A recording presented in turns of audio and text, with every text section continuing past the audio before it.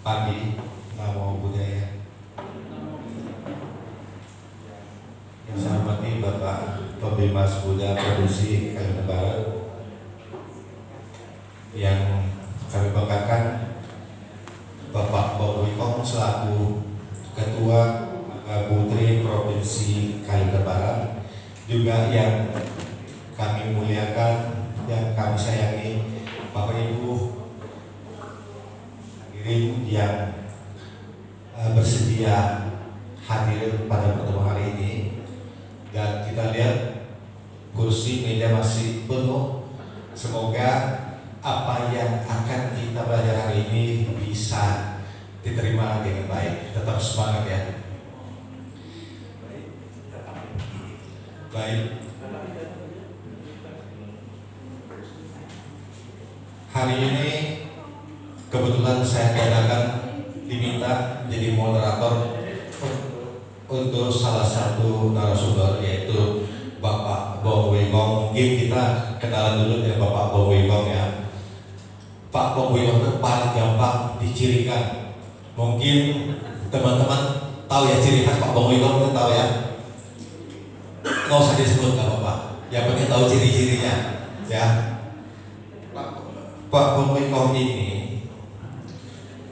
lahir di Singkawang tanggal 22 April 1959. Jadi usianya berapa Bapak? 63, masih awet, boleh tepuk tangan. Soalnya Pak Bowo Wikong ini pemilik toko obat 33 di Singkawang, dan beliau juga memiliki usaha di bidang pabrik jamu, cakra, dan sekarang sudah cukup terkenal di kabar, bahkan sudah beberapa tempat di Pulau Jawa ya. Jadi silakan kalau mau konsultasi selain agama, silakan konsultasi juga masalah pengobatan boleh dengan Pak Bowo Wikong ya. Kemudian Pak Bowo Wikong sendiri adalah ketua KBUT sejak tahun 1989 ya. Oke, KBUT ini adalah, karena saya tidak bisa melihat layar secara baik, jadi Pak Bowo Wikong adalah ketua KBUT Kabupaten Sambas pada tahun 1989. KBUT itu keluarga besar umat Tridharma. Jadi ketika Kabupaten Sambas masih bersatu sebelum pemekaran, termasuk Babongkayang, Kota Singkawang, dan Sambas itu adalah satu kesatuan. Dan saat itu Pak Bong punya wilayah administrasinya itu sampai di sini juga. Jadi sebenarnya Pak Bong itu bukan ke Sambas, itu kembali ke rumah juga. Kemudian juga Pak Bong pernah jadi anggota DPRD Kota Singkawang. DPRD Kabupaten Sambas dan Kota Singkawang selama 3 periode. Jadi sudah bertemu 3 presiden Pak Bong ya, Pak SBY, Gus Dur, dan Jokowi. Bangga Istana. Yang luar biasa Pak Bong. Jarang-jarang kita sebagai warga Tionghoa, apalagi umat Buddha di tingkat Kalimantan Barat, yang bisa punya posisi seperti itu. Dan kalau ingin komunikasi personal, boleh Pak Bong ya melalui telepon yang sudah ada. Silakan dicatat, boleh silakan di ini. Kalau ada konsultasi silakan. Jadi demikian yang bisa saya sampaikan tentang Pak Bowo Wikong, narasumber kita pada pagi ini. Untuk selanjutnya mungkin bagusnya kita minta Pak Bowo Wikong sendiri yang bercerita, dan sambil materi dari Pak Bowo Wikong hari ini adalah tentang kerjasama antar lembaga keagamaan Buddha. Untuk itu mari kita berikan aplaus dulu buat Pak Bowo Wikong supaya pagi ini kita lebih semangat. Silakan Pak Bowo Wikong. Mohon izin Bapak Pembimbing Buddha.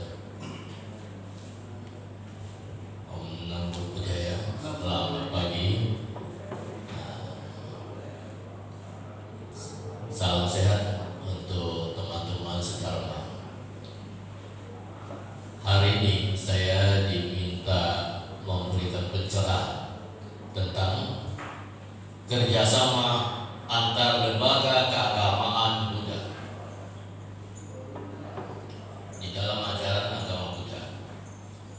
Dari Dharma khususnya, Guru Agung selalu mengingatkan kepada umatnya agar senantiasa mengembangkan pendidikan budi pekerti, etika moral, sikap berhubungan antar manusia di dalam kehidupan bermasyarakat, berbangsa dan bernegara, guna menjaga kerukunan, toleransi, dan keharmonisan, serta tetap menjaga stabilitas keamanan di daerah adalah sebuah kewajiban. Kerjasama antar lembaga keagamaan Buddha, hubungan antar umat beragama, serta hubungan dengan pemerintah harus ditinjau dari sikap yang ditanamkan pada individu. Pertama, saya akan coba mengulas bagaimana hubungan antar manusia sejak dilahirkan. Menurut ajaran Buddha Dharma, Sang Guru Agung mengingatkan kita pada pendidikan 5 sikap hubungan ulul, yaitu hubungan antar manusia di dalam kehidupan bermasyarakat yang bertumbuh secara alami. Hubungan ini bukan ciptaan dan pemikiran dari siapa, tetapi muncul dan tumbuh secara alami, yaitu hubungan orang tua dengan anak, hubungan suami istri, hubungan pemimpin dan yang dipimpin, hubungan senior dan junior, hubungan pertemanan. Kesemua hubungan ini timbul dan tumbuh secara alami. Untuk menghadapi 5 hubungan antara manusia ini, bagaimana kita harus bersikap? Hubungan orang tua dan anak, ada ikatan batin, ada sikap kasih sayang yang tertumbuh secara alami. Coba kita lihat pertumbuhan seorang bayi yang baru berumur 4-5 bulan, yang belum bisa berbicara. Bagaimana penampilan rasa kasih sayang orang tua terhadap si anak? Demikian pula penampilan sang anak dengan sorotan matanya dan gerak-geriknya menunjukkan rasa kasih sayang kepada orang tuanya. Atau istilah fuji yuqing, ini bertemu alami hubungan batinnya. Guru Agung memahami awal mula semua pendidikan akan timbul dan berkembang dari sifat alami. Agar rasa kasih sayang manusia yang bersifat alami ini perlu dikembangkan, diteruskan di dalam kehidupan manusia agar tidak lenyap. Pengembangan pendidikan kasih sayang, welas asih ini bertujuan bukan hanya untuk hubungan orang tua dan anak, juga terhadap kakak beradik, terhadap kakek nenek, terhadap paman bibi, sehingga keluarga besar leluhur jiaju. Dikembangkan lagi terhadap warga lingkungan, warga desa, ditingkatkan lagi terhadap warga masyarakat, bangsa dan negara, sehingga masyarakat dunia. Terakhir, kasih sayang terhadap semua makhluk hidup yang ada di bumi. Pendidikan kasih sayang adalah bagian dari moralitas keksi. Di dalam ajaran Buddha mengingatkan kita tentang pancabudi atau 5 kebajikan usaha yang sangat dibutuhkan di dalam kehidupan bermasyarakat, berbangsa dan bernegara, yang akan membawakan kerukunan, toleransi dan keharmonisan yang dikehendaki semua orang. Kelima, kebajikan atau pancabudi usaha sebagai berikut. 1. Kebajikan yang dimaksud welas asih, mengasihi sesama. Dan hurufnya itu orang. Ada dua antara hubungan dua orang. Pada saat memikirkan kepentingan diri sendiri, juga memikirkan kepentingan orang lain. Saat memikirkan kepentingan orang lain, juga memikirkan kepentingan diri sendiri. Tidak ego, uci sendiri. Orang baji selalu mengasihi iron. Tidak mungkin dia akan mencederai orang lain. Sampai. Yang kedua, kebenaran. Saat menghadapi suatu urusan harus mempertimbangkan kewajaran, hekcing, masuk akal, hekli, dan dapat dipertanggungjawabkan sesuai aturan, hekfa. Hekcing, hekli, hekfa. Jika dilaksanakan menurut selera dan emosi, kanci yungsi, sangatlah beresiko dan membahayakan. Kalau sesuatu kita melaksanakan sesuai selera, biasa tuh mengalami kekeliruan. Jadi udah kamcin yungsi besok mencegah. 3. Etika kehidupan, licie. Ini sangat penting. Di mana kita berhubungan dengan lingkungan luar, berhubungan dengan orang, dengan urusan maupun dengan benda, harus ada batasan kewajaran.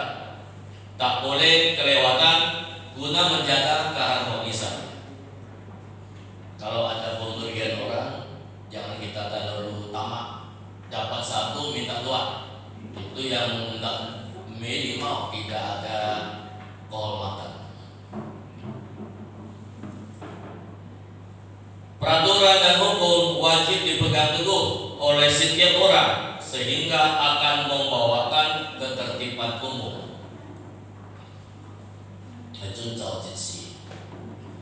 Apa faktor yang membuat masyarakat kita bisa kacau?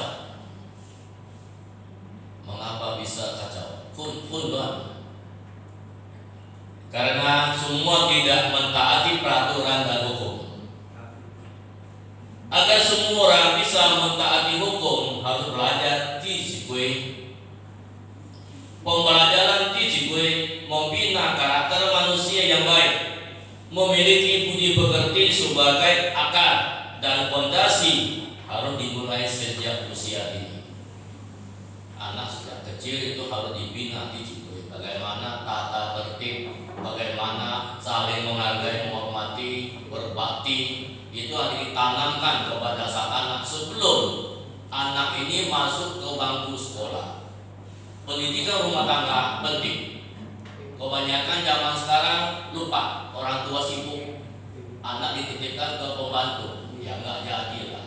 Setelah dia dewasa, setelah dia jadi naik perguruan tinggi, selalu yang membuat kejahatan, kesalahan itu orang yang berpendidikan tinggi. Karena dia memanfaatkan celah hukum. Kalau sejak anak tidak dibina baik, akarnya tak ada. Setelah dewasa, ya sembarangan, tidak taat hukum, yang membuat masyarakat kita ini kacau balau. Ketertiban. Kita ambil contoh, cara berlalu lintas, semua maunya lebih cepat. Nah, itu yang tak peraturan. Itu menunjukkan wajah sebuah negara. Tata tertib lalu lintas Sumraut itu menandakan ketertiban hukum di negara tersebut sudah jelek. Makanya kita harus memperbaiki kebiasaan di masyarakat, harus taat hukum dan ketertiban. Belajar mentaati tata tertib, aturan hukum, sopan santun, saling menghormati dan menghargai orang lain agar kehidupan di masyarakat dapat tertib dan rukun damai. Jika tidak mentaati peraturan, kehidupan bermasyarakat akan menjadi kacau. Jika timbul kekacauan, bukan hanya diri kita yang susah, semua orang menjadi susah. Yang keempat, rasional, lici.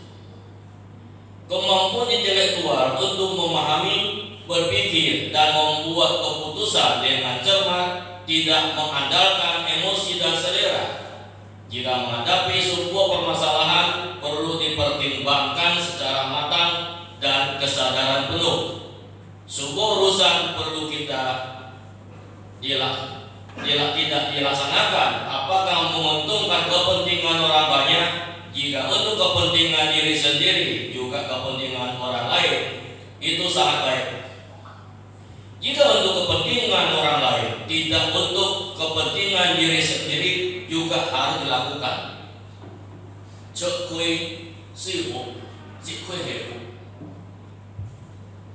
Jika hanya untuk kepentingan diri sendiri, tidak menghiraukan kepentingan orang lain, tidak boleh dilakukan. Jika suatu masalah dilaksanakan menurut perasaan, akan selalu menimbulkan kekeliruan. Biasanya membuat kekeliruan. Yang kelima, kepercayaan. Berbicara yang dapat dipercaya. Pelakuan harus tepat janji. Dahulu kala masalah pinjam meminjam, hutang menghutang selalu tepat janji dan tidak perlu pakai nota pinjaman. Sampai waktunya harus kita tepat waktu mengembalikan pinjaman tersebut. Jika mengalami kesulitan, belum siap untuk mengembalikan, jujur saja nyampaikan kepada peminjam. Dia bisa memaklumi. Tunggu kalau kita sudah mempunyai uang, baru kita kembalikan, akan diterima. Dengan tindakan begitu akan berkepanjangan. Jika waktu-waktu kita membutuhkan mendapat kesusahan untuk meminjam, dia tetap akan mempercayai kita. Ada cerita, ada sekelompok mahasiswa mengadakan kegiatan menjelajah di hutan. Di tengah hutan ketemu ada rumah tua, ada seorang tua di situ. Setelah istirahat di situ, dilihat di rumahnya masih banyak peninggalan buku-buku kuno yang sudah berumur ratusan tahun. Sang mahasiswa ini tertarik. Bisa nggak saya minjam untuk baca? Pak tua senang. Zaman sekarang masih ada anak muda yang masih tertarik dengan buku kuno masa lalu. Diizinkan mau dipinjam dengan syarat harus jaga buku itu jangan sampai hilang, jangan sampai rusak. Sang mahasiswa ini mendengar permintaan dari orang tua itu. Kalau bapak tidak percaya, saya kasih nota pinjaman. Pakai hukum nota pinjaman. Lalu ditanggapi orang tua itu, apa yang kau ngomongkan tadi itu bahasa manusia bukan? Hengin gua itu. Untuk apa nota pinjaman? Kalau buku saya yang kuno berharga ini sudah hilang, apakah bisa dibandingkan dengan nota pinjaman yang tidak ada fungsi? Ini suatu kemerosotan kepercayaan. Mengapa sekarang orang kota takut takut kecurian, pintunya digembok 5 gembok. Kalau sudah kita melancong bertamasa ke Tibet, di pegunungan Tibet sana. Hotelnya tak ada kunci, tak ada yang mau curi. Ada yang tidak percaya, minta dibelikan gembok. Dia tak ada gembok orang sana juga, karena semua adatnya jujur, orangnya bersih. Lain dengan di kota. Di kota kadang-kadang minum kopi pun takut orang kasih racun. Nah, ini yang rasa kepercayaan kehidupan di masyarakat sudah jauh menurun karena saling curiga.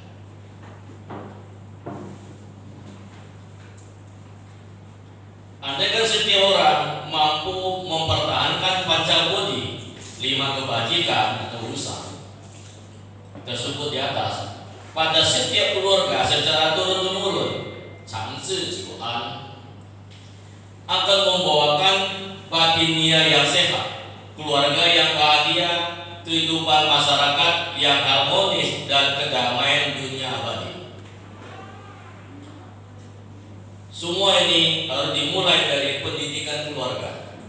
Jika pembinaan ulun dan usah yang saya sampaikan di atas sudah dapat dilaksanakan dengan baik, saya yakin dan percaya kerjasama antar lembaga keagamaan Buddha, antar lembaga keagamaan lainnya, dan dengan lembaga pemerintahan akan berjalan maksimal. Semua manusia pada dasarnya berasal dari yang satu, sehingga semua adalah serumpun. Jangan sampai ada perbedaan-perbedaan yang dapat mengundang pertikaian berdasarkan ras, keturunan, warna kulit, dan golongan. Kita semua bersaudara.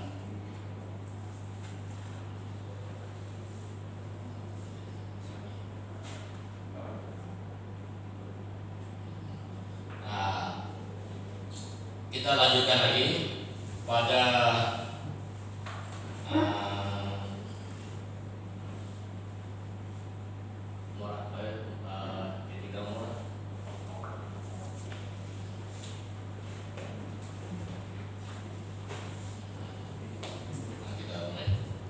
semenjak 2000 tahun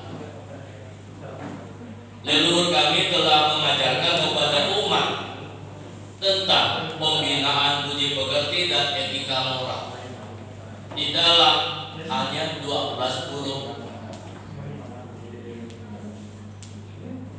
dalam bahasa Cina. Xiao Ti Zhong Xin, Li Yi Lian Qi, Ren Ai He Bing. Hanya 12 huruf sudah mencakup keseluruhan kehidupan manusia. Demikian ulasan sebagai berikut. Pertama, 1. Xiao, berbakti. Sebagai seorang anak harus berbakti dan patuh pada orang tuanya. Dalam hubungan antara anak dengan orang tua, sikap santun, hormat, patuh, dan berbakti harus diutamakan. Orang tua sudah banyak berbuat untuk kepentingan kita, maka sangat layaknya kiranya kalau kita berusaha membalasnya. Ada suatu hari saya punya teman udah umur 80-an meninggal. Saya menjiat atau melayat, ketemu anak-anak cucunya itu berkumpul di keluarga bersama mama. Saya cerita, bapak mamamu bisa jadi suami istri itu karma dari masa lalu.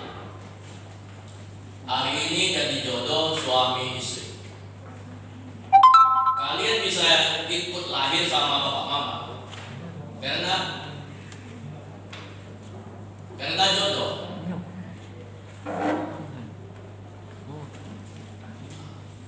Kita ada jodoh masa lalu, ikut keluarga tersebut lahir untuk membalas budi.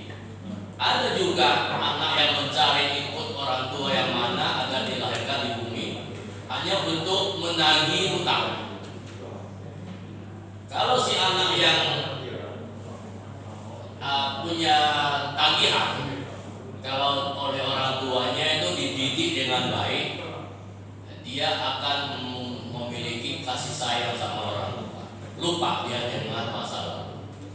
Makanya perlu pendidikan yang betul untuk merubah nasib si anak.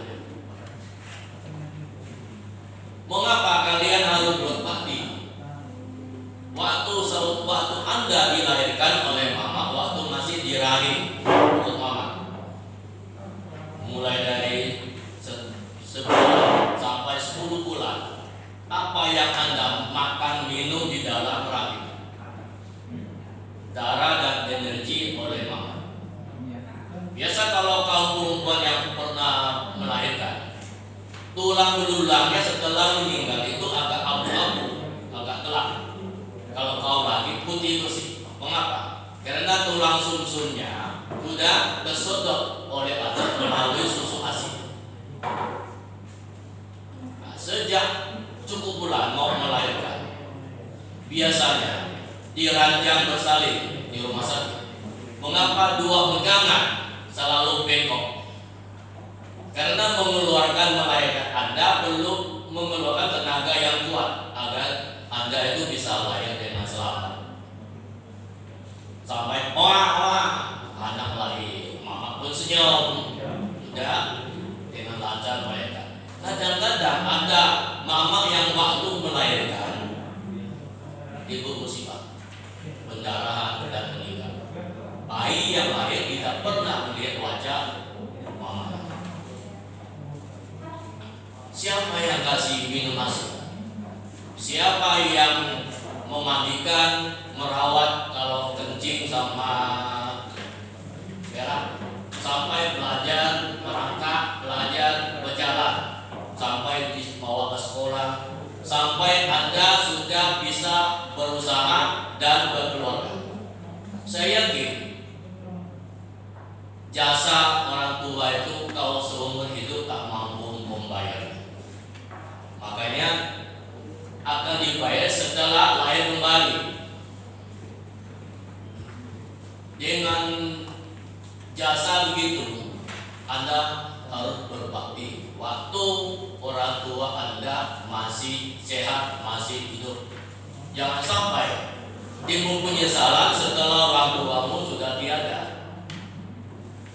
Nah, ini yang saya sampaikan. Lalu saya tanya, kalian kerjanya di luar daerah, meninggalkan kedua orang tua, apakah sering nelpon mempertanyakan kepada orang tuamu gimana, sehat, ya kan? Apa yang saya kirimkan uang, kalau bapak mama mau makan minum apa, silakan, jangan ditabung lagi. Ini musim hujan, hati-hati, harus pakai baju yang cukup tebal, jangan sampai kena flu. Bertanda, jangankan minta mereka itu cuci tangan mama papa, cuci kaki.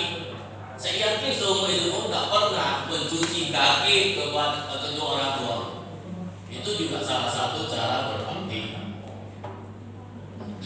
Saat Anda di daerah Anda ngajak teman makan,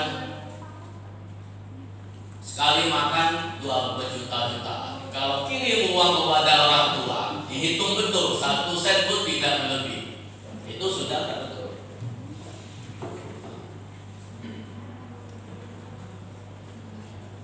Kalau sekarang orang tuamu sudah meninggal, tidak perlu dilaksanakan pemakamannya mewah-mewah. Saat itulah harus sepenuh hati kita menjaga orang tua dan merawatnya dengan baik. Itu adalah bagian dari siau, cara berbakti. Yang kedua, keharmonisan. Terhadap kakak beradik harus harmonis. Kakak harus sayang dan melindungi Sebagai adik harus menghormati dan menghargai kakak-kakaknya, harus bersikap santun, lembut dalam bertutur kata. Kalau kakak beradik tidak akur, tidak harmonis, akan membuahkan orang tuanya itu sedih. Banyak kejadian, orang tua masih hidup, sudah bertengkar, pindah rumah, lalu memperebutkan harta. Itu yang sikap yang tidak terpuji. Itu membuat orang tua kita itu kecewa dan sedih.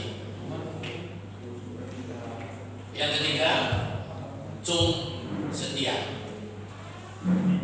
Sikap setia kepada keluarga, kepada bangsa dan negara adalah sebuah kewajiban.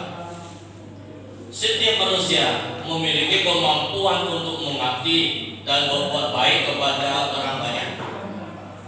Dengan sikap dan semangat ikut serta dan mengembangkan program-program pemerintah untuk mensejahterakan rakyat, turut serta kegiatan mencerdaskan bangsa, mendorong peningkatan perekonomian dengan memajukan pembangunan di daerah, membina hidup sehat jasmani, rohani, mewujudkan sikap toleransi, gotong royong dan kerukunan, dan ikut menjaga stabilitas dan keamanan di daerah juga bagian dari sikap bela negara dengan meningkatkan wawasan kebangsaan. Yang keempat, kepercayaan. Tadi sudah dijelaskan ya. Yang kelima, sudah dijelaskan. I sudah dijelaskan. Lian, yang ketujuh, integritas. Sikap integritas, kejujuran yang bersih, tidak rakus terhadap harta yang bersifat korup, tidak merampas hak orang lain. Jadi pemimpin negara yang cinta sama rakyatnya, yang dapat dijadikan panutan. Lian Jin, sudah ingat panutan. 8. Rasa malu. Manusia memiliki sifat malu yang dapat digerakkan oleh naluri. Menilai mana yang baik dan jelek, benar dan salah. Dengan rasa malu itu, setiap manusia berjalan pada kebenaran. Sikap suka menjelek-jelekkan orang lain dan membuka aib orang harus dihindari.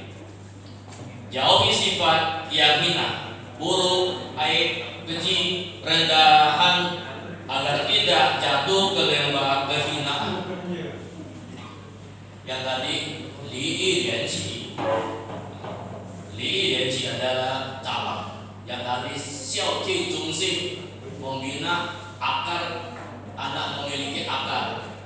Yang empat kata ini membina ranting bermasyarakat, bergaulan di luar.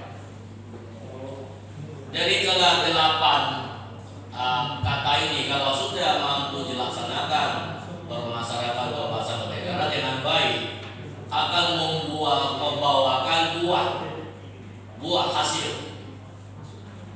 Hasil yang ke-9 hasil dari ke-8 kata tersebut adalah kebajikan. Kewajiban kita berbuat kebajikan kepada sesama manusia pada saat kita memikirkan kepentingan diri sendiri, juga memikirkan kepentingan orang lain. Orang yang bijaksana selalu mengasihi orang lain, dia tidak akan mencelakakan orang lain. Yang ke-10,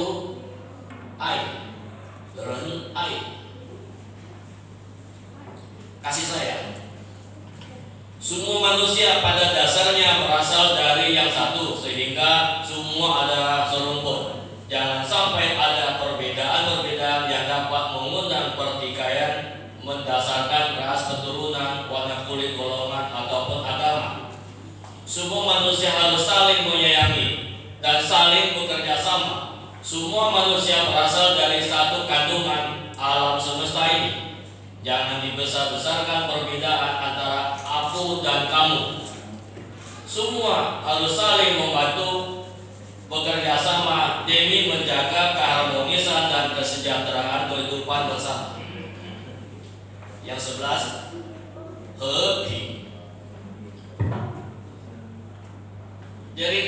Dari kelakuan yang saya tersebut di atas akan menghasilkan kedamaian, pembinaan sikap yang dan perilaku dari 10 poin di atas akan menghasilkan sikap persaudaraan, kebersamaan, toleransi, kerukunan, dan keharmonisan. Pasti akan membawakan kebahagiaan bagi umat manusia guna mewujudkan perdamaian dunia abadi, adil dan sentosa. Kesimpulan, agama yang memberikan bimbingan dan pendidikan etika, akhlak budi pekerti, dan moralitas kepada umatnya dengan baik dan ketat akan membawakan moderasi beragama dalam kehidupan bermasyarakat, berbangsa, dan bernegara, mewujudkan masyarakat rukun, damai, dan harmonis.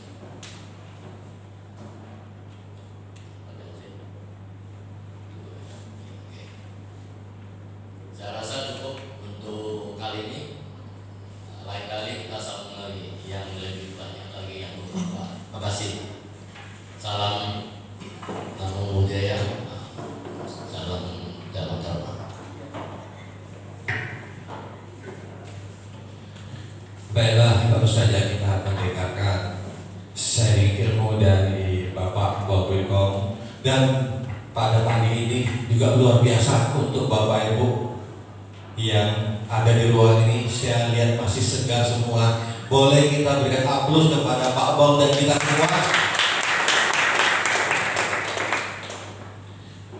Jadi saya mungkin akan mengambil sedikit rangkuman dari apa yang disampaikan oleh Bapak Wabwikong, bahwa materi yang kita bahas hari ini adalah kerjasama antar lembaga keagamaan Buddha. Intinya adalah dari diri kita sendiri ketika bisa melaksanakan beberapa poin yang Pak Wabwikong sampaikan itu, sudah otomatis merubah hidup kita, termasuklah bagaimana kita bekerja sama dan lain-lain. Dan hari ini tadi Pak Wabwikong kasih kode yang kita pelajari hari ini adalah 5512. Tapi itu togel ya, tak dikiranya togel lagi. 5 itu 5 ulun. Ulun itu bahasa akhirnya ulun apa Pak ya? Ulun itu roda ya. Artinya ulun apa ya? Lilun. 5 sikap ya. Ulun. Kemudian yang kedua itu ucap. Ucap itu sok yang jadi kebiasaan, 5 kebiasaannya sok. Dan ada 12 budi pekerti. Sebetulnya kalau mau diuraikan satu-satu juga sangat panjang ya Pak Bong ya. Tadi Pak Bong juga hanya menyampaikan secara umum saja gitu. Jadi selanjutnya mungkin kita masuk ke sesi tanya jawab. Kita minta operator berapa sampai jam berapa waktu kita? Masih berapa? Sampai jam 12. Sekarang jam 11.04, mungkin kita sampai 11.45 ya. Oke, berarti kita ada waktu sekitar setengah jam lah ya. Saya harap waktu yang tersisa ini bisa kita manfaatkan secara baik. Kita isi dengan tanya jawab. Silakan pakai bahasa Jerman juga nggak apa-apa. Maksudnya bahasa yang sering orang Singkawang dan orang Sambas pakai nggak apa-apa. Pakai bahasa itu nggak apa-apa. Yang pakai bahasa Indonesia juga boleh. Kita berharap di sini nggak usah tegang, santai aja. Mau gerakan badan, nggak usah kayak anak sekolah misalnya ya, kalau duduk santai gini. Nggak perlu. Kita santai aja, silakan. Kalau lelah, angkat tangannya juga boleh, Bapak. Ya. Oke, mungkin kita buka sesi pertanyaan. 3 pertanyaan pertama ya, paham ya? Kita kemudian 3 pertanyaan, kemudian kita jawab. Juga kita minta bantu juga Bapak Bebas kalau ada pertanyaan yang harus Bapak Bebas jawab, tidak bantunya juga. Oke, mungkin juga kita tidak perlu terpaku dengan materi ini aja, Pak Bobi Mas ya. Jadi santai aja ya. Silakan kalau ada materi-materi yang nyerempet ini juga nggak apa-apa. Kita santai aja nggak apa-apa ya.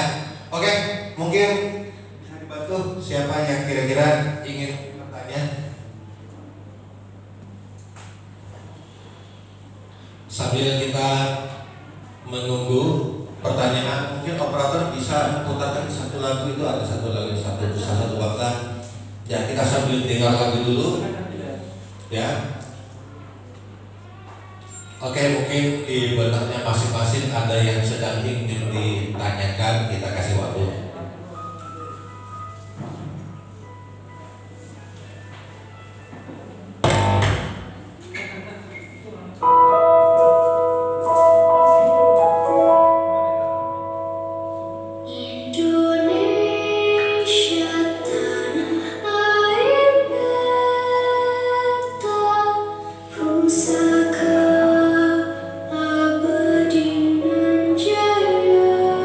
Jadi sambil kita mendengar lagu, mungkin bisa menjawab pertanyaannya. Kenapa dikasih lagu ini? Karena kita sangat cinta dengan negara kita, dan lagu ini mungkin membuat pikiran kita lebih tenang, bisa menjawab pertanyaan yang lebih baik.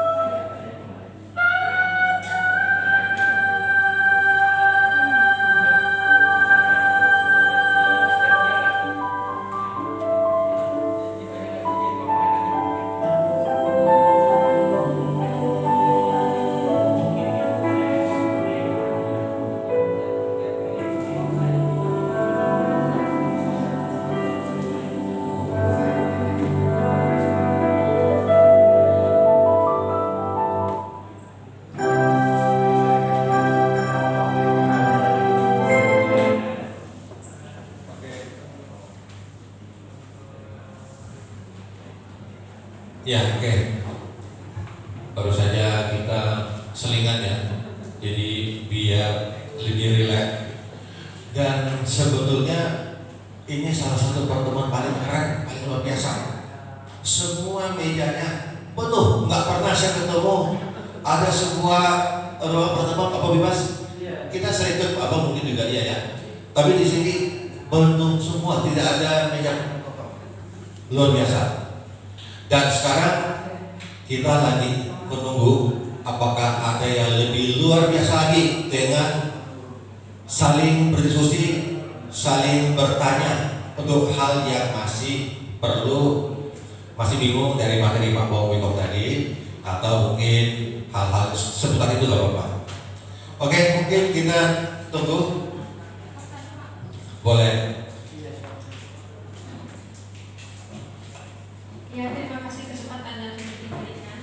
Perkenalkan, nama saya Sutari dari Pemangkat. Saya tertarik dengan pembahasan Bapak yang tentang Pancabakti atau 5 kebajikan. Yang nomor 4, Pak, rasional. Bapak tadi menekankan bahwa segala sesuatu harus, kalau ada permasalahan, penyelesaiannya adalah secara rasional. Jangan menomorsatukan perasaan, Pak. Tapi secara kenyataannya kalau kebanyakan ya Pak ya, kalau perempuan itu kalau ada masalah pasti menomorsatukan perasaan daripada secara rasional. Itu bagaimana kalau menurut Tridharma atau secara umum gitu Pak? Seperti itu. Oke, cukup dari Ibu Sendali ya. Oke, tadi pertanyaannya sudah kita rangkum, nanti kita sama. Untuk kesempatan kedua, mungkin ini giliran bapak-bapak nih yang kalah nih. Yang ibu-ibu sudah, ayo. Kata ibu-ibunya untuk kosong, nggak apa-apa juga. Ayo ibu-ibunya silakan.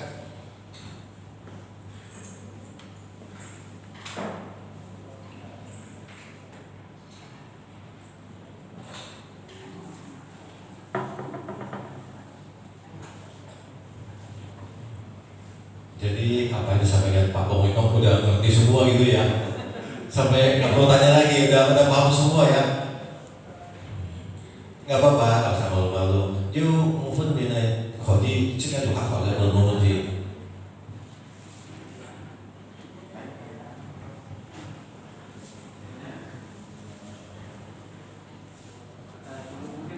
Masih belum ya. Tadi sudah ada selingan, dipancing dengan lagu, ternyata nggak makan pancingan juga ya Pak Bobi Mas ya. Satu dulu, oke. Oke, jadi dari Ibu Sundari tadi dari Pemangkat menanyakan di Pancabudi pada urutan keempat tentang rasional ya, bahwa segala sesuatu harus diselesaikan secara rasional. Namun bagi perempuan biasanya yang ditonjolkan adalah emosinya. Jadi bagaimana menurut Tridharma, begitu ya? Oke, kita minta kepada Bapak Wiko untuk menjelaskan pertanyaan ini. Silakan Bapak. Rasional. Kalau kita menghadapi permasalahan, kita harus melihat dari sudut rasio. Mengapa bisa terjadi demikian? Mana yang keliru? Biasanya perasaan itu membawakan rasa emosi. Menurut anggapan kita, kok bisa begini, mungkin begini, itu belum tentu tepat. Harus introspeksi. Mengapa masalah ini bisa timbul? Oh, mana yang lebih kurangnya? Ambil contoh. Pernah saya diadukan permasalahan suami istri sampai perdebatan hebat, sampai ditingkatkan mau perceraian. saya minta coba berpikir yang rasio, jangan emosi, jangan pakai selera.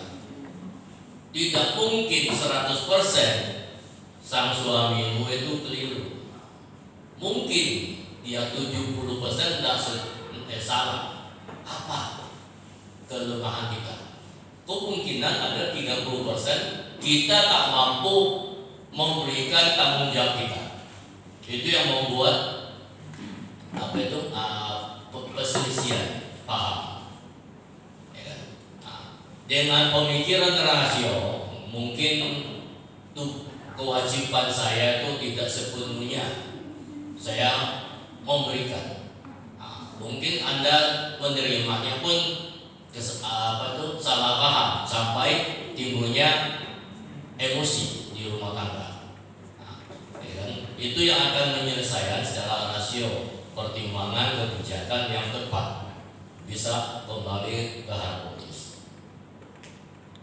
Karena perasaan biasanya itu dengan anggaran perasaan punya pandangan keputusan yang tidak tepat karena terbawa emosi. Kalau kita tenang dulu, ya, baru kita bisa memberikan yang lebih jernih.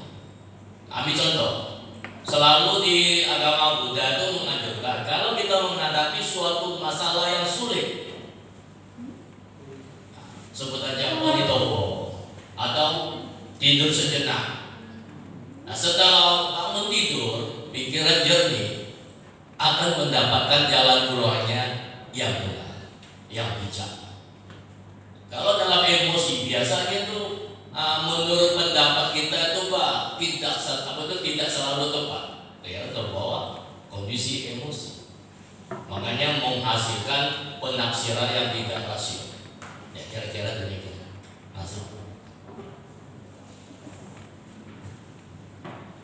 Oke, itu baru saja dari Pak Bowo menjelaskan.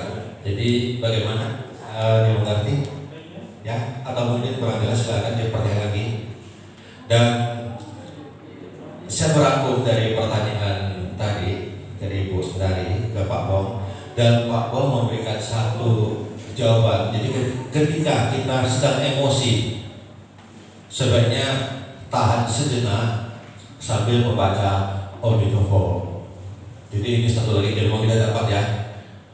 Jadi jangan lupa, ataupun misalnya ketika lagi emosi, dari ketika emosi, tapi berdoa juga Pak Bol ya, Omnitoho gitu ya.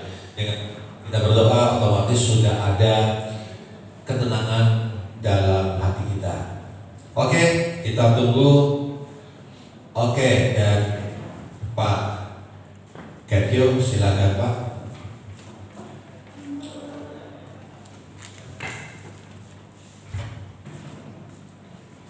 Namo Buddhaya buat semuanya.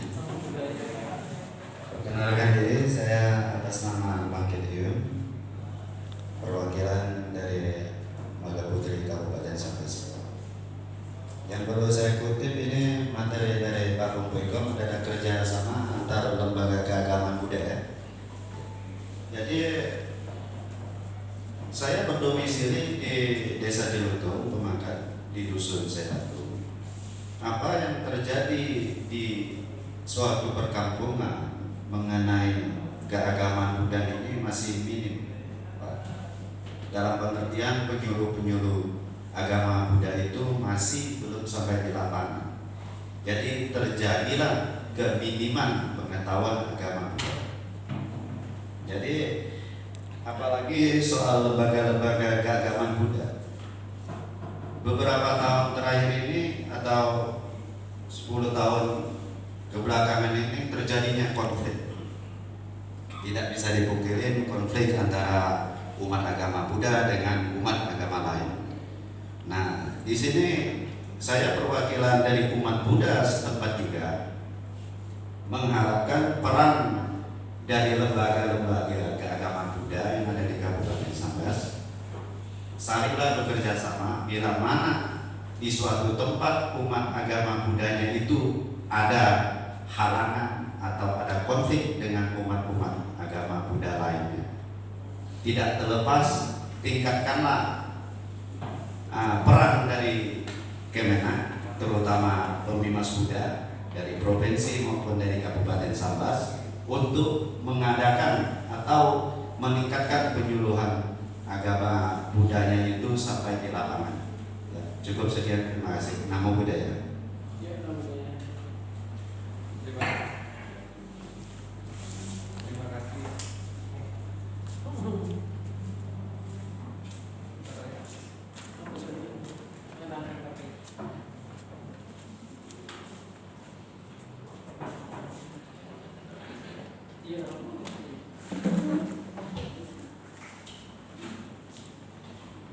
Tes. Baik, terima kasih Bapak Hakim yang sudah menyampaikan atau pertanyaan satu kondisi di mana Pak Kedung sendiri ada menjelaskan sebuah kondisi di tempat domisili Bapak ya, di mana ada di Desa Jeluto Pemangkat dan di sana konon kurang penyuluh dan mengakibatkan warga di sekitar kurang pengetahuan tentang agama Buddha dan belakangan terjadi konflik gitu ya atau sengketa gitu ya. Mungkin untuk pertanyaan ini kita serahkan kepada Bapak Pembimas yang bersedia untuk menjawab ini. Silakan Pak Pembimas.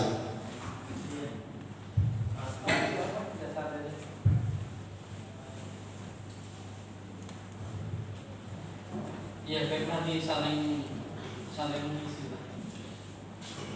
Memang justru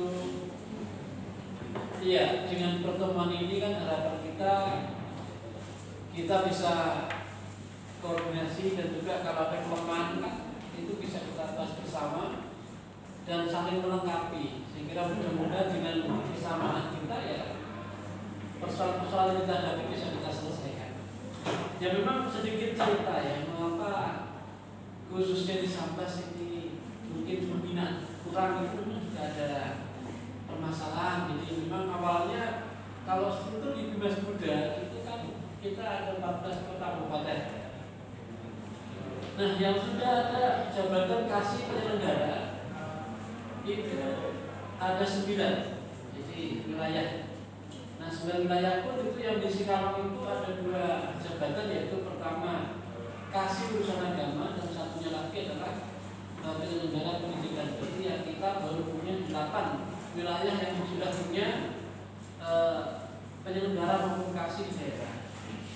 Nah sehingga dengan kondisi real seperti ini, seperti misalnya faktanya di Sambas itu ada struktur penyelenggara kan baru tahun kemarin kan. Nah itu masalah. Lalu kita jujur juga berada lembaga.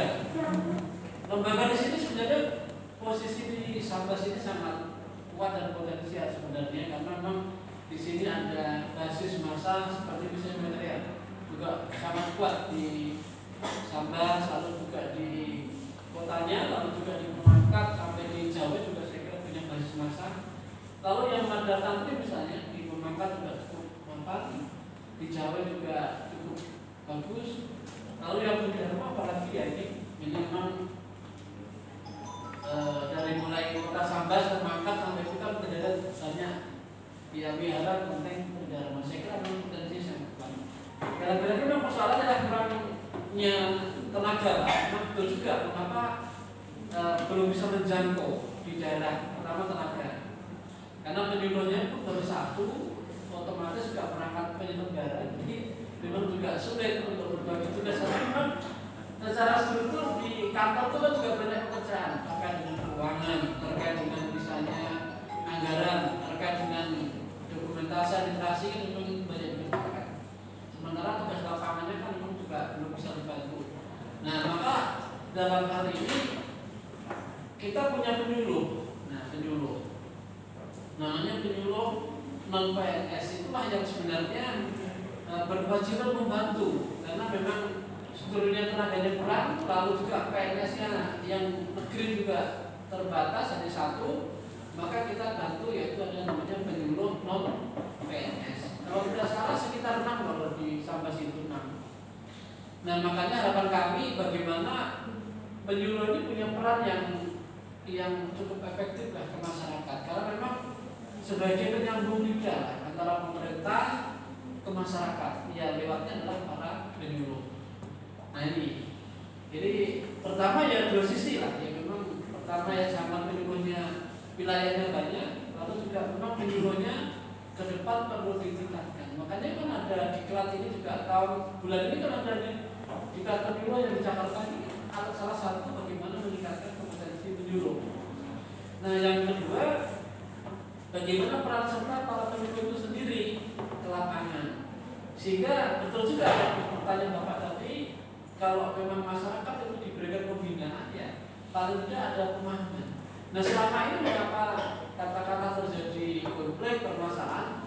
Yang pertama memang jujur saja pembinaannya kurang, sehingga mereka juga maaf juga kita kurang berikan pelayanan, kurang, sehingga pemahaman budaya dalamnya kurang. Soal manajemennya juga mungkin masih kurang. Kalau pengetahuan, karena fungsi penyuluh tidak hanya dari sisi agama, tapi bisa juga dari sisi pembinaan pembangunan, misalnya bagaimana penanganan radikalisme, bagaimana umat tidak terlibat misalnya masalah narkoba, bagaimana umat rukun dan ini kewajiban para penyuluh. Jadi memang dua sisi. Jadi memang juga wilayah yang luas kurangnya SDM, tapi penyuluh juga perlu dioptimalkan dalam rangka itu. Makanya nanti Pak penyelenggara ke depan kurikulum penyuluh itu ya diutamakan yang betul-betul bisa perform dengan baik. Nah makanya kontraknya adalah setahun sekali, tiap tahun itu kontrak. Jadi makanya kalau memang nanti bagus, produktif, ya nanti berlanjut. Itu kira-kira begitu. Kita pun juga selalu kita mengoptimalkan. Tapi memang ya kondisi biara itu berbeda-beda. Ini memang menjadi PR bersama. Maka dari itulah pada saat ini kita ketemu dengan para pengurus biara, pengurus lembaga itu, inilah menjadi masalah kita. Makanya bagaimana cari solusinya? Mulai biarnya Bapak Ibu di tempat-tempat ibadah itu kan memang ya sering sekali yang seharusnya diberikan pembinaan agama. Jangan sampai datang sembahyang gitu ya. Maaflah misalnya sembahyang pulang. Sembahyang pulang. Ya apakah itu salah? Ya tidak juga. Karena memang sembahyang itu ya apa ya keyakinan kita. Tapi itu juga batin kita tanpa terisi, ya mereka juga akan apa namanya ada kekurangan. Sama kalau kita makan itu, kalau makan kita sehari berapa kali kalau makan? 3 ya. Nah 3 kali lah, belum termasuk snacknya kan. Snacknya makan.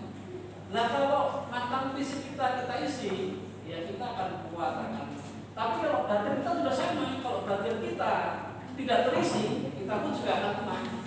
Ada masalah sedikit sudah patah semangat. Ada misalnya persoalan kita bingung ya. Mengapa? Karena kita tidak batin kita tidak terisi. Termasuk dengan keyakinan.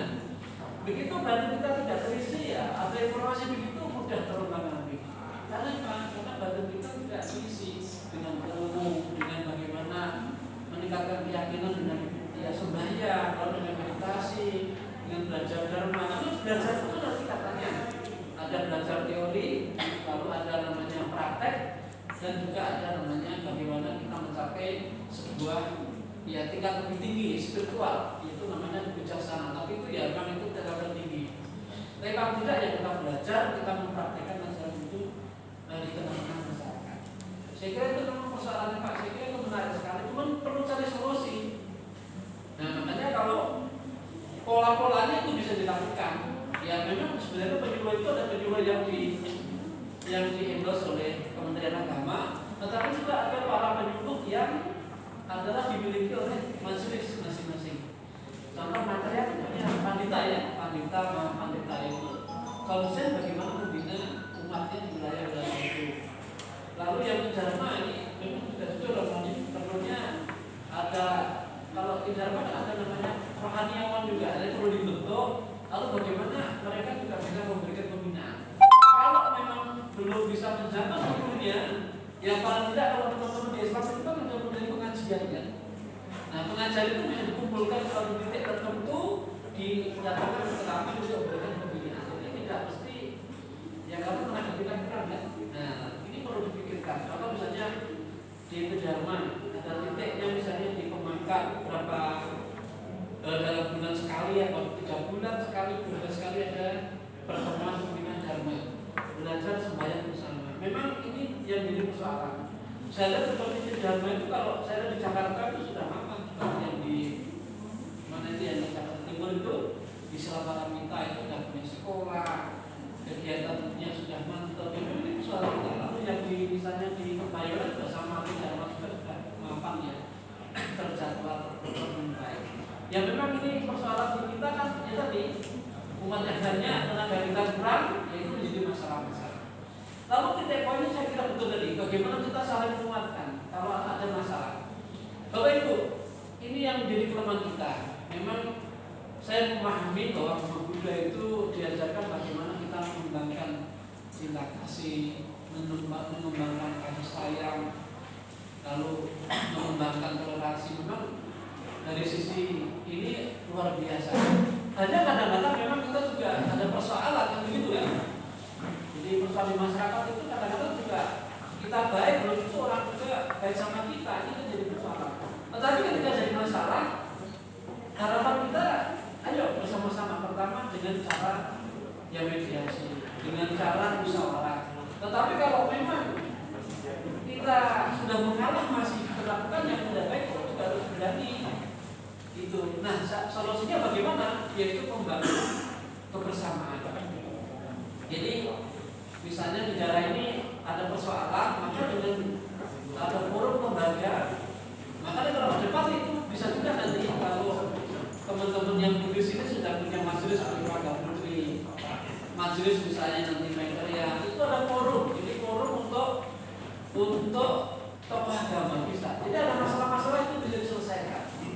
Gitu. Jadi kerjanya lintas majelis, jangan berpikir kalau ini misalnya ada masalah yang terjadi misalnya di Dharma itu mereka kok saya nggak tahu. Tetapi bagaimana ini menjadi masalah, karena masalah yang terjadi di Dharma bisa juga terjadi, bisa juga terjadi di Madatan. Makanya adalah inilah perlu bersama. Itu harapan kita. Jadi justru inilah satu langkah kita untuk kita bertemu dengan teman-teman dari berbagai lintas majelis, lintas tokoh. Ya tadi kita menyatukan persepsi kita. Pertama betul juga ada masalah, jangan berpikir itu masalah mereka, ya masalah kita bersama. Saya berikan contoh. Baru saja misalnya ada kasus di Sumatera Barat, itu ada anak yang disuruh memakai pakaian yang sesuai dengan agama tertentu. Nah, tapi pihak-pihak menyuarakan dan kita, oh itu tidak boleh, itu tidak melanggar aturan, melanggar apa? Itu apa? Ya akhirnya ada tindakan tegas dari pemerintah kan. Nah, kita pun juga demikian. Kalau ada persoalan, ya kita suarakan bersama. Tidak boleh berpikir itu urusan rumah tangga mereka, tidak bisa. Kita akan menjadi kuat kalau kita membangun bersama. Nah ini masalahnya. Mengapa kita masih lemah? Karena kita masih bekerja secara parsial.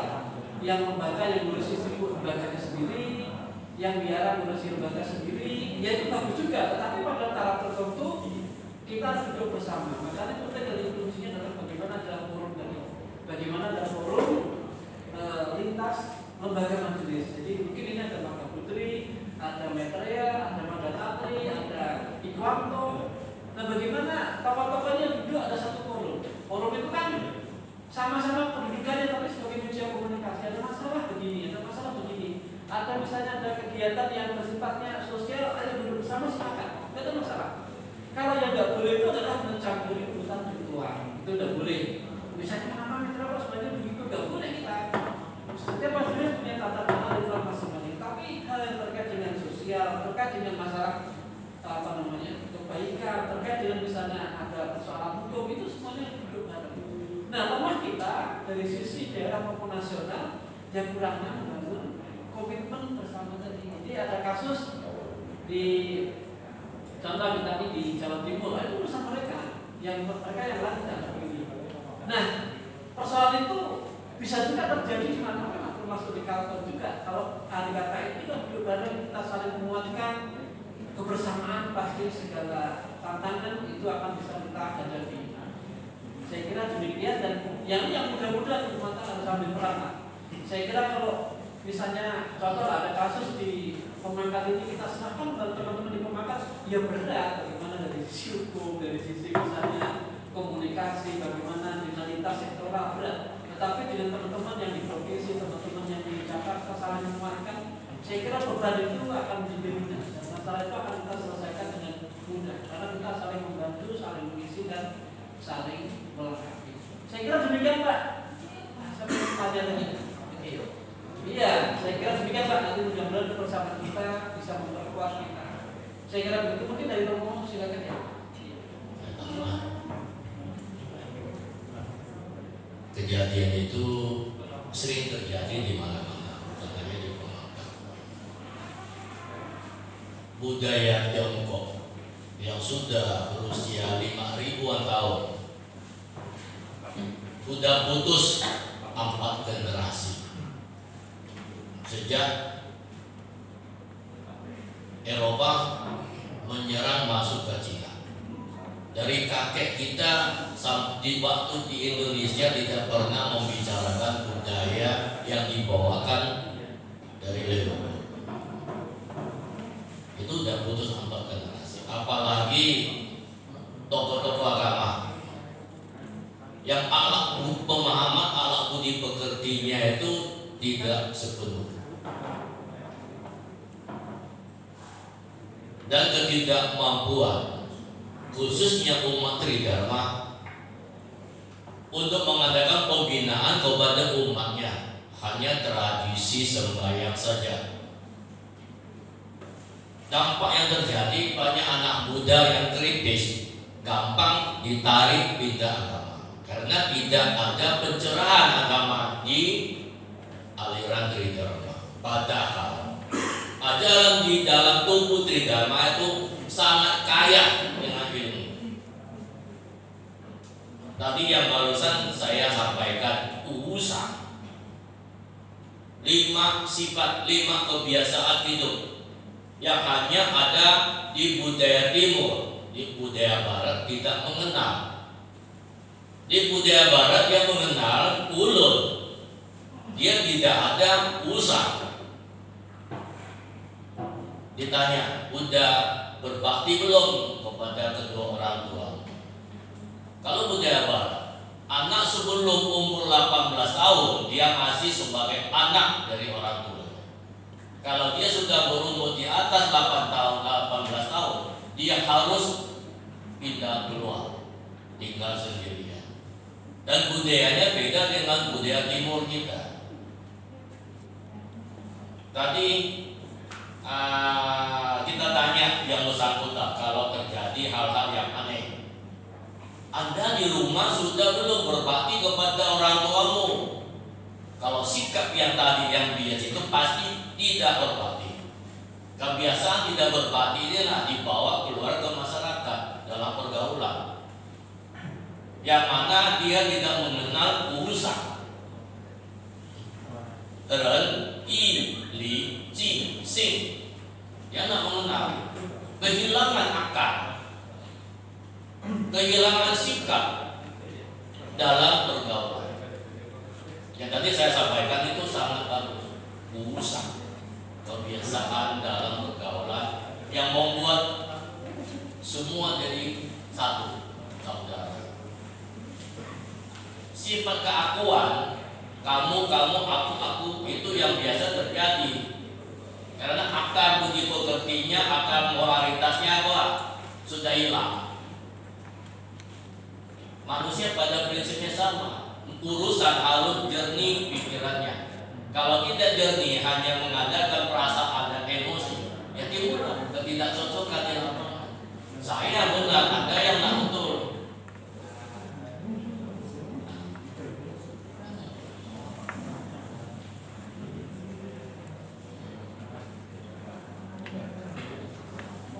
Sudah paham? Oke. Ada pertanyaan lagi dari Pak Kevin ya, mungkin masih seputar dari pertanyaan jawaban dari Pak Budimas. Oke, silakan. Ada tambahan sedikit. Memang sudah cukup jelas dari keterangan atau pendapat dari Pak Arianto dan Pak Pemboyo. Ini salah satu poin kerjasama antara lembaga keagamaan Buddha yang jadi permasalahan di lapangan, Pak. Masih minimnya kerjasama itu, terutama di Kabupaten Sambas. Terus dalam forum ini saya berinisiatif dengan bantuan Pak Pemwiko, Saudara Pak Naryoto, bisa nggak seluruh lembaga majelis keagamaan Buddha di Kabupaten Sambas ini membuat satu ruang, bila mana ruang komunikasi maksudnya, bila mana di tempat Anda ini ada masalah, ada konflik yang nggak bisa diselesaikan sendiri. Nah, kita bicarakan di dalam satu ruang. Sekarang kan zamannya digital ya. Nah, bisa bikin satu grup kan. Nah, judulnya ya pandai-pandai kita lah. Dalam arti kata itu fungsinya itu bila mana suatu daerah terjadi halangan untuk menjalankan kehidupannya, untuk menjalankan dharmanya, ada halangan bisa diutarakan dalam ruang itu. Nah, marilah kita sama-sama renungkan, tentunya tidak terlepas dengan ajaran Buddha. Nah, ini cuma inisiatif terus permohonan dari perwakilan Mangga Putri ini biar semua lembaga atau majelis keagamaan Buddha di Kabupaten Sambas ini bisa membuat satu grup atau dalam media lain bisa saling membantu bila mana terjadinya permasalahan baik itu kecil maupun besar. Saya rasa cukup sekian. Terima kasih. Baik, saya kira ini gagasan bagus. Jadi begini, kalau kita coba pembagian wilayah dulu ya, pemetakan ya. Kalau kami yang di level provinsi, jadi kami kan selaku Bima Buddha kan berarti kan punya kewenangannya di provinsi kan. Kami punya jaringan Pak, namanya yaitu ya Forum Ketua Majelis dan Lembaga Provinsi. Kami punya jaringan. Jadi informasi-informasi ini ya memang mau dibentuk formal bagus juga.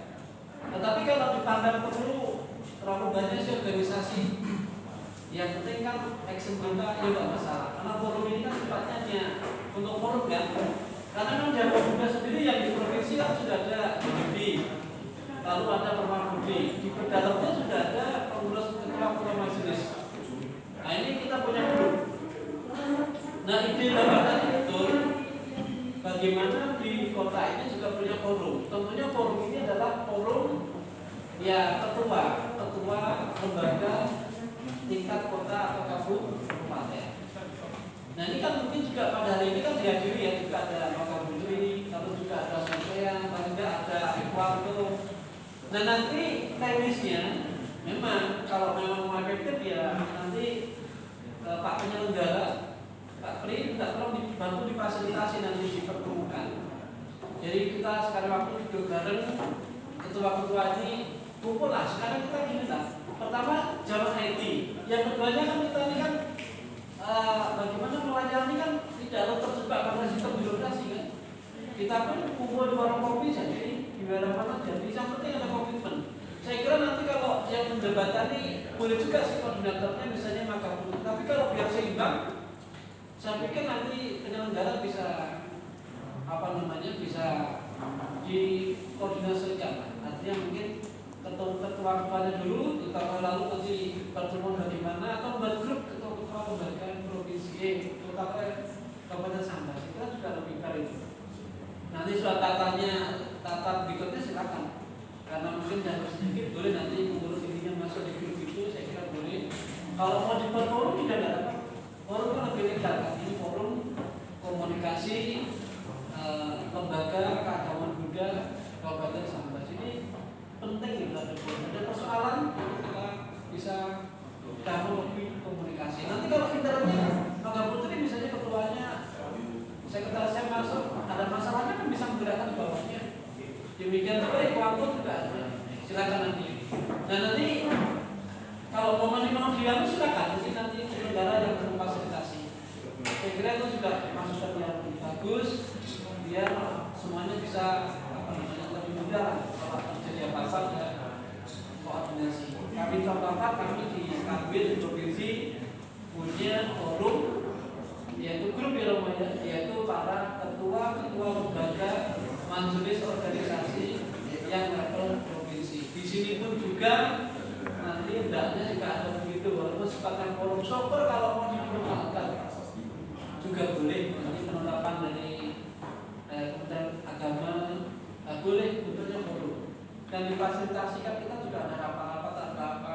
Kalau memang di dalam nggak ada rapat, nggak adanya, nanti kita bantu dari provinsi. Nanti kan forum seperti ini kan juga kita dana dari provinsi juga kan. Jadi kan saling share saja, saling menguatkan. Oh karena darahnya baru menguatkan anggaran ya kita membantu.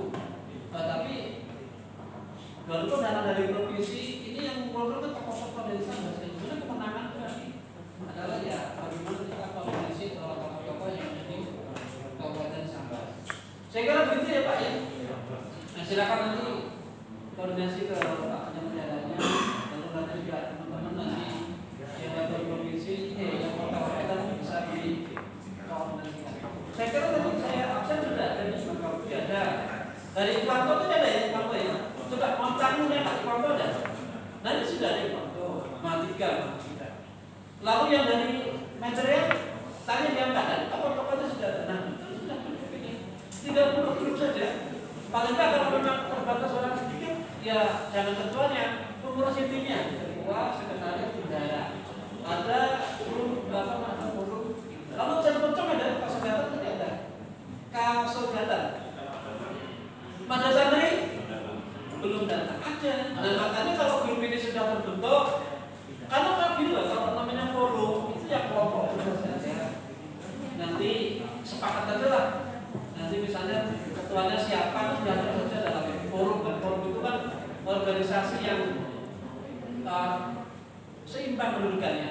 Jadi antara majelis ini kan tidak sampai begini tidak ada. Tapi di sini ada forum dan forum itu untuk komunikasi, untuk informasi. Termasuk nanti kalau ada tidak ada masalah, kalau ada informasi kebijakan langsung bisa masuk ke forum. Misalnya kebijakan undang-undang apa, kebijakan dari Dirjen Mas Muda, lalu bisa masuk ke penyelenggara, masuk ke forum. Jadi kerjanya cepat gitu. Ada informasi cepat, ada masalah cepat. Nah sekarang udah zaman etis, ini kan sekarang sudah gampang. Tergantung pola pikir daripada Bapak Ibu sekalian, di majelis yang mengikuti perkembangan zaman. Kami pun di kantor juga mau tidak mau memang harusnya. Kalau dulu kan mesti apa formal kan, proposal kirim ke rumah nanti ada surat masuk ke pimpinan di posisi ini zaman dulu. Nah sekarang ini sudah ada misalnya email sudah ada itu bisa dipakai. Undangan pun sudah demikian. Bayangkan kalau undangan itu manual. Undangan misalnya undang tokoh-tokoh lalu juga surat dikirim ke rumah-rumah. Nah ini kan sudah zaman-zaman yang zaman baru yang dipakai ya. Sekarang udah zaman IT ya bisa berubah. Jadi semuanya berubah. Manajemen juga berubah, tata kelola juga berubah, para pemimpinnya juga harus berubah kalau kita maju. Dan sistemnya sekarang sudah gampang. Yang penting kita mau berubah. Semuanya berubah untuk kebaikan. Saya kira begitu ya. Oke, terima kasih. Saya kembalikan ke ini moderatornya juga nih. Bicara satu moderatornya juga. Silakan Pak ya. Terima kasih Bapak Pembimas. Mungkin sudah Pak Herhem ya. Ingin kita ingatkan bahwa sebentar lagi sesi dari Bapak Bawikong akan beri. Cuma kita review tadi dari Bapak Pembimas sudah memberikan jawaban bahwa di Kabupaten Sambas itu potensi Buddhisnya sangat besar, namun kasih pelaksana baru terbentuk di tahun kemarin. Sedangkan di Indonesia ini ada 600-an kabupaten kota, namun ada 3 daerah yang memiliki konsentrasi Buddhis terbesar di Indonesia. 1, 2, 3-nya itu ada di Kalbar, dan hebatnya lagi adalah Singkawang, Sambas, Bundaya. Itu tugasnya seperti apa, Pembimas ya? Dan Pak Pembimas juga sudah mengakui bahwa di kita memang masih ada kekurangan. Namun kita pelan-pelan kita berusaha menutupi itu. Contoh misalnya hari Minggu kemarin Bapak Pembimbas sampai di Singkawang. Ini baru hari Sabtu datang lagi ke Sambas, ya Pak ya. Artinya apa? Dari Bapak Pembimbas kita juga sudah menaruh satu upaya yang luar biasa untuk pengembangan Buddha Dharma di kawasan sini. Cuman kita perlu tahapan, kira-kira seperti itu ya. Jadi mungkin saran dari Bapak Ketua juga sudah ditanggapi oleh Bapak Pembimbas bahwa kita butuh sebuah komunikasi untuk menguatkan benteng Buddhis kita, jangan sampai kejadian terulang seperti di Pemangkat. Dengan cara kita bentuk sebuah wadah komunikasi, kira-kira seperti itu ya. Oke, mungkin kalau ada yang kebelet mau nanya satu pertanyaan lagi masih boleh? Oke, silakan. Masih ada satu pertanyaan. Jadi mohon sabar ya. Kita sebentar lagi break ya. Tapi tunggu ada satu pertanyaan. Silakan juga sebut namanya. Kemudian pertanyaan ditujukan ke siapa juga boleh.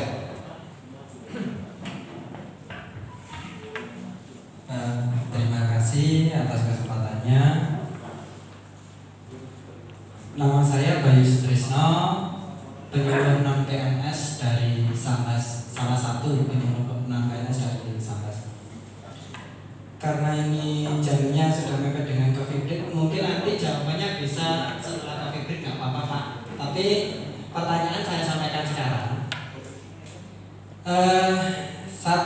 Dua pertanyaan tapi satu jenis. Saya arahkan ke Romo Bong Buikong, dan satu pertanyaan lagi berarti dua jenis pertanyaan Pak ya. Nah, yang jenis kedua adalah ke Pak Naryoto serta rekan-rekan sekalian. Menyikapi pertanyaan dan jawaban dari Bu Suntari sama Romo Bong Bui tadi, saya ada pertanyaan. Tapi sebelumnya gini maaf, karena saya baru 7 bulanan di Sambas, nanti kalau bahasa penyampaian saya kurang tepat atau kurang berkenan, tolong dimaklumi. Ya, nah jadi gini,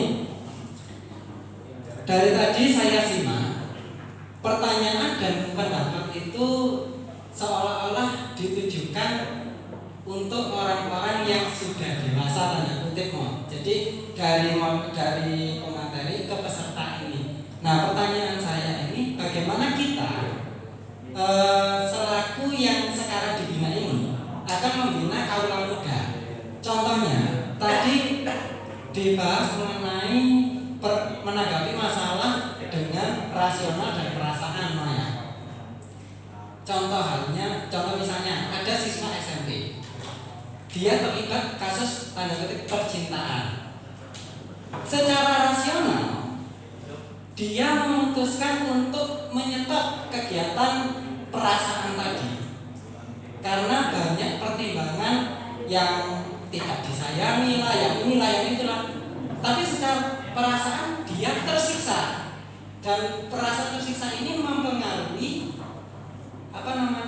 semangat sekolah dia.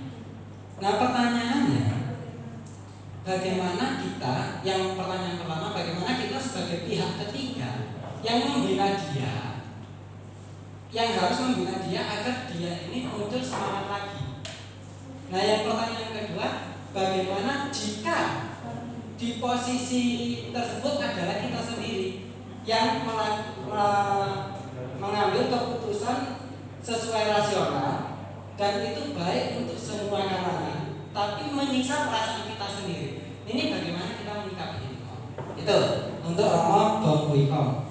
Terus yang untuk Romo Pak Naryoto serta kawan-kawan, menyikapi dari pertanyaan serta tanggapan dari Pak Kegiung sama tanggapan Pak Naryoto serta Romo Bong Buikong tadi, di Sambas yang saya tahu itu belum ada ruang khusus, ruang di sini, ruang bangunan ya Pak, untuk menampung seperti sekolah minggu atau pengajian. Karena yang saya tahu kalau kita ke Kelenteng itu sebatas yang saya tahu ada tradisi Tionghoa yang mungkin dilakukan seperti kegiatan rutin seperti sekolah minggu gitu. Nah mungkin, tapi ini masih sebatas yang saya tahu. Nah ini apakah memungkinkan untuk Pak Naryato atau rekan-rekan penyuluh sekalian mengondisikan misalnya dianggarkan untuk penyewaan gedung atau ruko untuk ruang khusus seperti dijadikan seperti cetia, sehingga pembinaan untuk yang muda-mudi ini tadi bisa optimal. Dan andai kata bisa terkondisikan, apakah bisa untuk dikondisikan ruang khusus ini khusus muda-mudi, misalnya khusus muda-mudi Sambas, terus muda-mudi Pemangkat, muda-mudi Sembalun, nanti ada kalanya muda-mudi ini disatukan. Nah, itu yang belum saya lihat di area Sambas ini, Nah, ini mungkin juga bisa sebagai pencegahan masalah yang ada seperti di Pemangkat itu. Terima kasih. Oke, itu pertanyaan dari Bapak Sutrisno ya. Kita mungkin voting dulu ini. Bagaimana kira-kira dari panitia? Apakah sesi ini kita potong break dulu atau bagaimana? Ya, oke. Karena ini sudah sesi terakhir, ada 2 pertanyaan. Mungkin kita berharap bisa dijawab dengan singkat, padat, dan jelas ya. Oke, mungkin kalau perlu, apakah perlu diulang ininya pertanyaannya? Udah ya? Oke, Pak Bang dulu atau siapa? Kejadian yang dimaksud anak muda itu agama muda. Ya. Kalau menurut agama muda, pacaran mengalami kesulitan itu adalah jodoh karmanya belum nyampe. Menurut agama Buddha, kalau mereka pacaran timbul gesekan, timbul kesalahpahaman, mungkin ada pihak yang menyampaikan bahasa yang muluk-muluk, yang merayu. Ini merasa pihak yang tidak terlayani, kecewa. Tidak perlu sedih, dunia ini luas.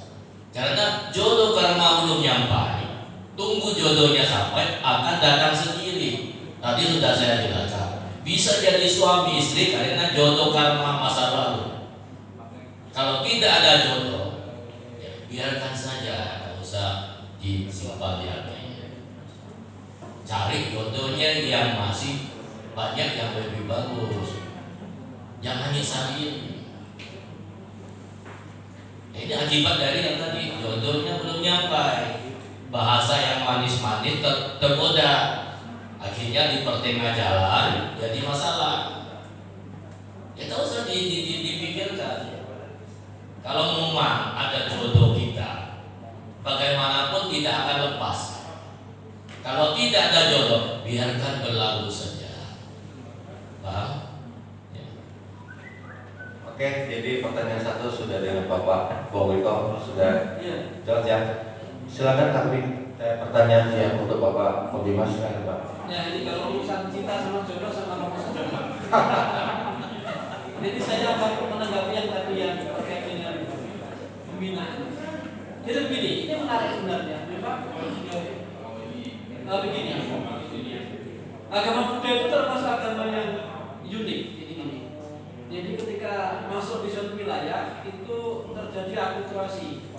Tetapi jangan dibeda-bedakan. Begini yang saya maksud. Ketika Buddha masuk ke Jepang misalnya, dia akulturasi dengan budaya Jepang. Ketika kaum Buddha masuk ke Indonesia juga akulturasi dengan budaya di Indonesia. Demikian juga ketika masuk ke Tiongkok ada akulturasi dengan budaya itu. Jadi memang itulah, karena agama Buddha itu begini, kalau itu yang baik ya lakukan, gitu, nggak ada persoalan. Nah, terkait dengan yang tadi digambarkan di Pemangkat begitu, sebenarnya pendapat saya ini hanya soal komunikasi.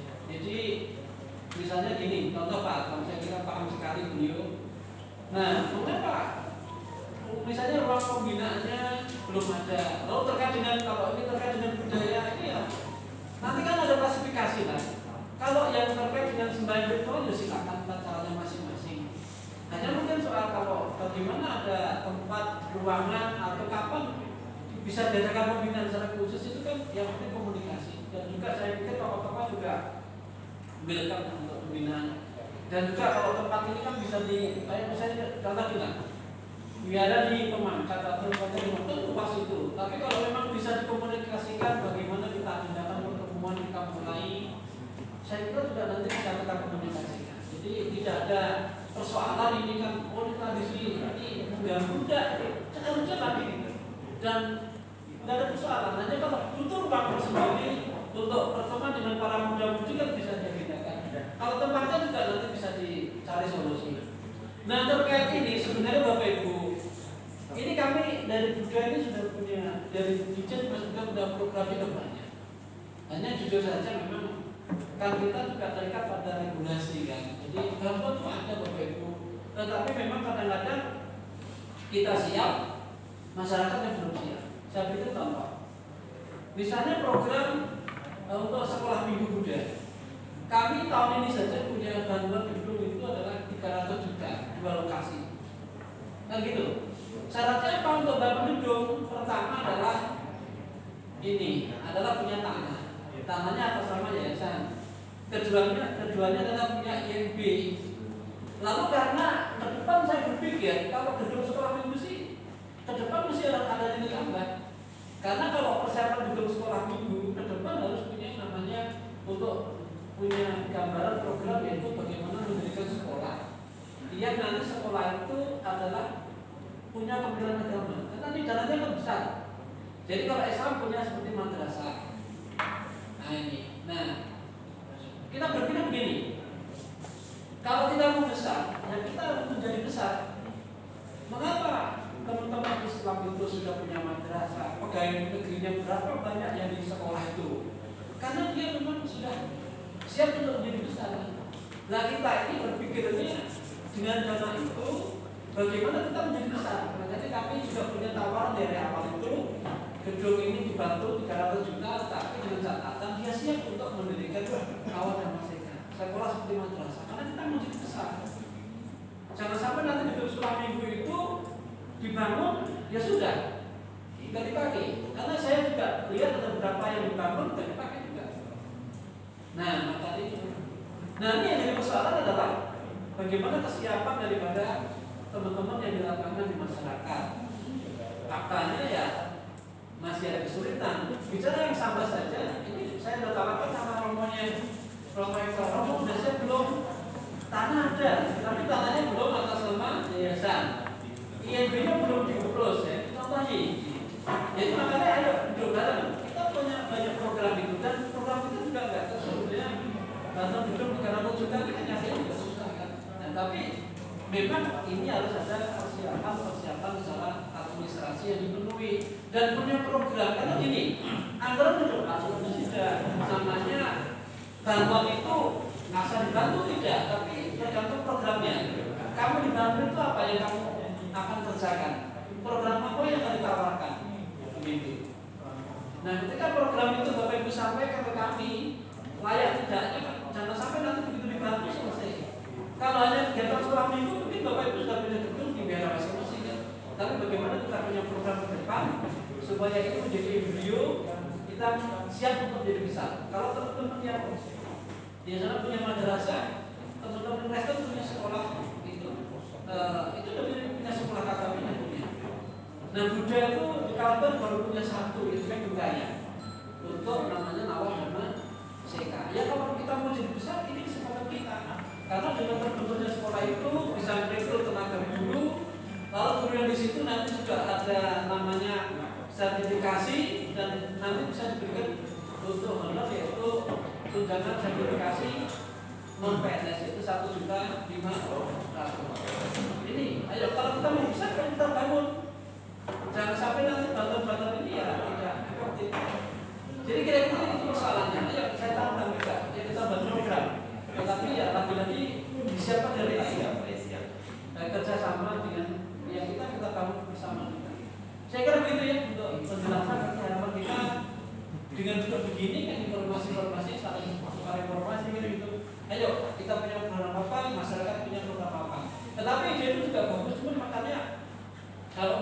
sementara ini belum jalan, bangun dengan komunikasi dengan teman-teman di lembaga.